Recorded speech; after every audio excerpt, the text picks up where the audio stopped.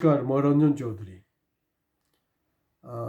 ইতিমধ্যে আমি দুটাকে স্কেম আমি এপিসোড কৰিছোঁ, আপোনালোকে পাইছে। যিসকল ছাবস্ক্ৰাইবাৰবিলাকে পাই আছে আৰু ভিউজ হৈ আছে। এইটো ADR এক্সামৰ ওপৰত কৰিছোঁ আৰু ADR এক্সামৰ ওপৰত কিন্তু আৰু দুটা এপিসোড হ'ব আমাৰ। এইটো মানে একদম এটা মুম ফুটাম আৰু খুব অলপতে ফুটাম, অলপ ধৈৰ্য ধৰক। আৰু ছেকেণ্ড হ'লগৈ লাষ্টলি আমি কৰিছোঁ 700 কোটি টকীয়া কেলেংকাৰী, শ্ৰমমন্ত্ৰী 700 কোটি টকা কেলেংকাৰী। সেইটো যদি কোনোবাই চোৱা নাই নিশ্চিতভাৱে আপোনালোকে চাওক।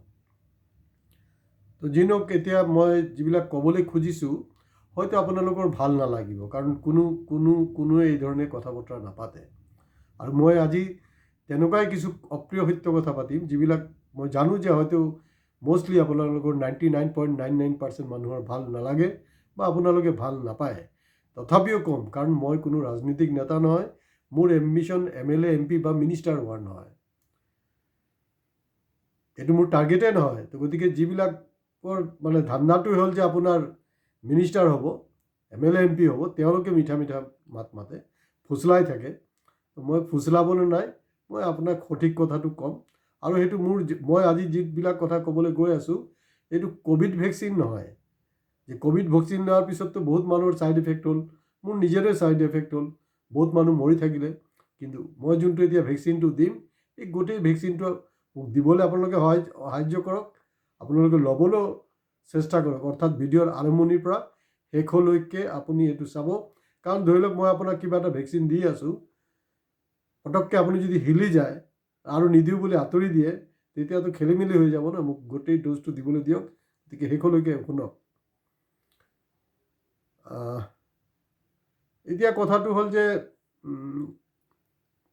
অসম বাজেটত আমি দেখিছোঁ হিতাধিকাৰীৰ জয় জয়কাৰ হৈছে। আমিতো হিতাধিকাৰীৰ জয় জয়কাৰ নিবিচাৰোঁ নহয়, আমি বিচাৰোঁ নিবনুৱাৰ জয় জয়কাৰ কেতিয়া হ'ব, তেতিয়াই হ'ব কি প্ৰকৃত জয় জয়কাৰ। তেতিয়া আমি চবে 25 লাখ নিবনুৱা আমি চিঞৰিম অসমৰ চুকে কোণেৰ পৰা জয় আই অসম বুলি, আমি তেতিয়াই চিঞৰিম। ইয়াৰ আগত আমাৰ এইবিলাক মানে আৱেগিক কথাৰ কোনো ধৰণৰ যুক্তি নাই। তাৰমানে আমাক আৰু বেকলৈ পেলাবলৈ খুজিছে। মই যে ক্ৰিকেট প্ৰেমী নহয় তেনেকুৱা নহয় দেই, মই খুব ভাল পাওঁ ক্ৰিকেট। আৰু এটা সময়ত মই তেতিয়া ট্ৰেঞ্জিষ্টাৰ ৰেডিঅ'ত আমি শুনো ক্ৰিকেট, শুনো চাবলৈ নাপাওঁ। বহুত লেটলি অসমত টিভি আহিলে আমি তেতিয়া চালোঁ, অলপ উপভোগো কৰিছোঁ। কিন্তু এতিয়া উপভোগ বা এণ্টাৰটেইনমেণ্ট মাত্ৰাটো কিন্তু চেৰাই গৈছে। সেইটো কিন্তু আপোনালোকৰ কাৰণে বিপদ। তো মোৰ কিন্তু ড'জ যেনেকৈ আপোনাৰ কি বুলি কয়, কোন বনেগা কरोड़पति অমিতাভ বচ্চনে নকয় জানো, আপকা সময় শুরু হতা है अब। তো মোৰ ভেকচিন দিয়াৰ সময় কিন্তু এতিয়া ষ্টাৰ্ট হ'ল, ভেকচিনটো লওক অনুগ্ৰহ কৰি। আৰু মই বিচাৰোঁ যে অসমৰ 25 লাখ নিবনুৱাৰ ছাবস্ক্ৰিপশ্যন, কাৰণ যিদিনাখন অসমৰ 25 লাখ নিবনুৱা আমাৰ চেনেলত ছাবস্ক্ৰাইব হ'ব, অসমৰ নিবনুৱা সমস্যা নাইকিয়া হৈ যাব। কাৰণ অসমৰ নিবনুৱাক আমি জাগ্ৰত কৰিবলৈ চেষ্টা কৰি আছোঁ। আৰু তেওঁলোক, মই আশাবাদী, তেওঁলোক এটা না এটা সময়ত গৈ মানে জাগিব, নিশ্চিতভাৱে জাগিব, তেওঁলোকৰ কনচিয়াছনেছটো বাঢ়িব। আপোনালোকে জানে যে ডিগবয় ঐতিহাসিক মানে ভাৰতবৰ্ষৰ নহয়, এছিয়াৰ প্ৰথম তৈল নগৰী আৰু বিশ্বৰ দ্বিতীয়। এই আপোনাৰ চেম্পিয়ন ট্ৰফি জিকাৰ পিছত তাৰ তেনেকৈ এটা জুলুচ ওলাইছে নহয় ৰিফাইনেৰীৰ কাষেদি। এনেকুৱা এটা যেন মনত হৈছে যে এইটো আপোনাৰ 20 মিলিয়ন মেট্ৰিক টনৰ ৰিফাইনেৰী ঘোষণা হৈছে নেকি। ইমান ফূৰ্তি মানে মানুহৰ, একদম নেশ্যনেল ফ্লেগ লৈ হুলস্থুল। আৰু নিশ্চিতভাৱে অসমৰ বিভিন্ন চুকে কোণে এই কাৰবাৰটো হৈছে। কিন্তু লাভলীনা বৰগোহাঁই যেতিয়া আমাৰ অসমৰ ছোৱালী জিকিছিলে, তেতিয়াতো এইটো হোৱা নাই। ইয়াক কংগ্ৰেছে হওক, বিজেপি হওক, যোন পাৰ্টি হওক, মই আপোনালোকক একদম চিধা চিধিকৈ কৈছোঁ দেই, মই ক্ৰিকেট বিৰোধী নহয়, কিন্তু ক্ৰিকেট আমাৰ দেশৰ খেল নহয়। এই বস্তুটো বাহিৰা দেশৰ বস্তু হয়। আমেৰিকাত কিন্তু ক্ৰিকেট নেখেলে, ৰাছিয়াত নেখেলে বা আপোনাৰ চাইনাতো নেখেলে। কিন্তু যিবিলাক আপোনাৰ অলিম্পিকত চেম্পিয়ন হয়, আৰু এটা সময়তো ৰাছিয়া নহয়, যেতিয়া USSR আছিলে, একত্ৰিত আছিলে, ইউক্ৰেইন গোটেই একেলগতে আছিলে, তেতিয়া তেওঁলোকে মষ্টলি আপোনাৰ 1 নম্বৰতে আহিছিলে। 1 নম্বৰ হয় তাহাঁতি। কিন্তু মই জাষ্ট 3টা ডাঙৰ কাণ্ট্ৰিৰ নাম ক'লোঁ, তাত ক্ৰিকেটলৈ উৎসাহ নাই। তাত সেইবিলাক পেপাৰত, ৰাছিয়া, আমেৰিকা, চাইনাৰ পেপাৰৰ হেডলাইনো নাপাব এই চেম্পিয়ন ট্ৰফিৰ। কথাটো হ'ল কি এনেকুৱা হৈছে, ভাল কথা। কিন্তু এই যে মোদী চাহাব যে কৈছে 2047 চনত মানে বিকশিত ভাৰত হ'ব, বিশ্বগুৰু হ'ব, কিবা কিবি বহুত কৈ আছে নহয়। আমি ইমান দেৰিলৈকে কেলৈ ৱেইট কৰিবলৈ আছে? আমিতো দেখোন এতিয়া 2025 দেখোন আমাৰ হৈ গ'ল, আমি চেম্পিয়ন ট্ৰফি জিকিলোঁ। আৰু আজি যিবিলাকৰ কাৰণে আপোনালোকে ৰাস্তাত মানে উন্মাদনা দেখুৱাই আছে, ফূৰ্তি দেখুৱাই আছে নহয়। আৰু ডেফিনেটলি আপুনি কেনেকৈ আপোনাৰ এণ্টাৰটেইনমেণ্ট ব্যক্ত কৰিব সেইটো আপোনাৰ কথা, তাত মোৰ ক'বলৈ একো নাই। কিন্তু মই অসমৰ 25 লাখ নিবনুৱা আৰু গোটেই ভাৰতবৰ্ষৰ নিবনুৱাক জাগ্ৰত কৰাৰ কাৰণে কৈ আছোঁ কথাবিলাক। এই যিবিলাক চেলিব্ৰিটি ক্ৰিকেট চেম্পিয়ন আহিলে, যেতিয়া আপোনাৰ ADR এক্সামত এই যে কাৰবাৰটো হ'ল, বা নেট এক্সামত যোনটো খেলি মেলি হ'ল, মূল্য বৃদ্ধি হৈছে, নিবনুৱা সমস্যা 45 বছৰৰ ৰেকৰ্ড অতিক্ৰম কৰিছে, বিভিন্ন সমস্যাৰ আমাৰ যুৱ সমাজ জৰ্জৰিত। এই চেলিব্ৰিটিবিলাকৰ কেতিয়াবা কিবা আপোনালোকে টুইটাৰত বা যিকোনো ছ'চিয়েল মিডিয়াত কিবা তেওঁলোকৰ কমেণ্টছ পাইছে নহয়? একো নাই। দিছিলে, যেতিয়া মনমোহন সিং বুঢ়া বেচাৰা আছিলে, তেতিয়া বহুত কিবা কিবি কৰি আছিলে তেওঁলোকে, স্পৰ্টছমেনবিলাকে। এতিয়া তেওঁলোকৰ টুইট নাই কেলে? এতিয়া তেওঁলোকে ফেচবুকত একো নকয় কেলে? একো নেলিখে কেলে? Because they are don't bother. আমি টাৰ্গেট লৈছোঁ এতিয়া কি, যে 2036 ইণ্ডিয়াত অলিম্পিক হ'ব। ভাল কথা, কিন্তু অলিম্পিকটো কি, এইটো অলিম্পিক হ'ব না সৰ্বনাশ হ'ব? তাৰমানে 2036 অলিম্পিক হ'বলৈ হ'লে 2029 মোদীক আকৌ জিকাব লাগিব, 2034 জিকাব লাগিব, তেতিয়াহে অলিম্পিক হ'ব। তো অলিম্পিক হয় আমাৰ কিডাল হ'ব? অলিম্পিক হয় কিডাল হ'ব?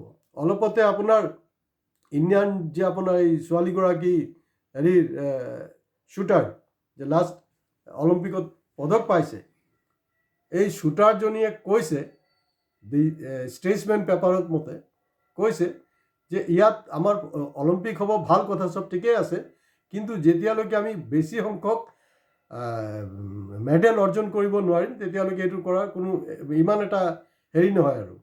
কিন্তু তেওঁৰ যে দেউতা কিন্তু মোৰ মন চুই গৈছে, কাৰণ তেওঁৰ দেউতাই মোৰ নিচিনাকৈ কথা পাতিছে। আপোনালোকে গুগলত চেক কৰিব যে তেওঁৰ দেউতাক কি বুলি কৈছে। তেওঁৰ দেউতা মোৰ দৰে ভাবে।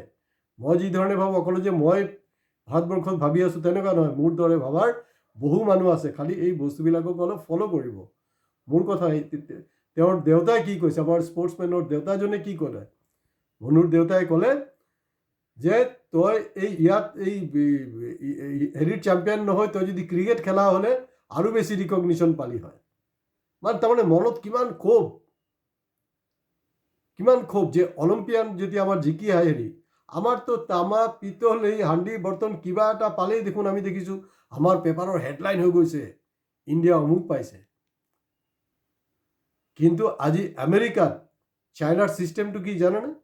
যদি আপুনি গ'ল্ড পাইছে, then you are star, then সেইটোৱে হ'বগৈ আপোনাৰ হেডলাইন। তেওঁলোকে গ্ৰাফিকটো দি দিয়ে বাৰু, সেইটো বেলেগ কথা যে কোনটো পদক কোনে পালে, কিন্তু সোণ কিমানটা পাইছে সেইটোৰ লগত মোৰ মনত পৰি আছে। মই যোনটো স্কুলত মানে পঢ়া শুনা কৰিছিলোঁ, এটা সময়ত মেট্ৰিকৰ ৰিজাল্ট মানে জবৰদস্ত ৰিজাল্ট হয়। তেতিয়া চবে কি আলোচনা হৈছিলে জানেনে? এটা বস্তু আলোচনা কৰিছে যে অমুকটো স্কুলত কেইজন ফাৰ্ষ্ট ডিভিজন কৰিছে আৰু কেইটা লেটাৰ হৈছে। অৰ্থাৎ বেচিকেলি দুটা স্কুল আছিলে, তাৰ কম্পিটিশ্যনটো বেছি আছিলে। এতিয়া কি ৰেংকিং হৈ আছে না কিমান পাৰ্চেণ্ট পাছ কৰিলে। কিন্তু আমাৰ সময়ত কি ছিষ্টেম আছিলে যে কিমানটা লেটাৰ, কিমানটা ফাৰ্ষ্ট ডিভিজন আৰু কিমান এই মানে টপাৰৰ মাজত কেইজন আছে, সেইটো আছিলে কাউণ্টিং। গতিকে কাউণ্টিং ইয়ালৈ আহিছে। আপুনি ক্ৰিকেট এনজয় কৰক, কিন্তু মই কৈ আছোঁ যে সেই কংগ্ৰেছ হওক, BJP হওক, যোনটো মেইন আমাৰ নিবনুৱা সমস্যা, সেইটোৰ পৰা লাহেকৈ আঁতৰাই ৰখাৰ কাৰণে এই কাৰবাৰবিলাক কৰি আছে। আৰু আমি যি ড্ৰাগছ, এই ড্ৰাগছত কিন্তু আমি আসক্ত হৈ আছোঁ। এই ক্ৰিকেটৰ নামত, মই ক্ৰিকেট বিৰোধী নহয়, মই বাৰে প্ৰতি স্পষ্টকৈ ক'ব খুজিছোঁ যে ক্ৰিকেটৰ নামত কোটি কোটি টকাৰ জুৱা খেল হৈ আছে ভাৰতবৰ্ষত। এইটো অকল ভাৰতবৰ্ষতে হৈছে কিন্তু, কাৰণ চব জ্ঞানী মানুহ, কোটি কোটি টকাৰ কিমান মানুহ আত্মহত্যা কৰিছে, কিমান মানুহে ঘৰৰ নিজৰ বস্তু বিক্ৰী কৰিছে। আমি দেখোন ইয়াৰ আগতো এটা খেলত চাই আছিলোঁ গুৱাহাটীত, কোনোবাই সেইটো দেখোঁতে দেখোঁতে ষ্ট্ৰ'ক মাৰি দিলে, ষ্ট্ৰ'ক মাৰিলে।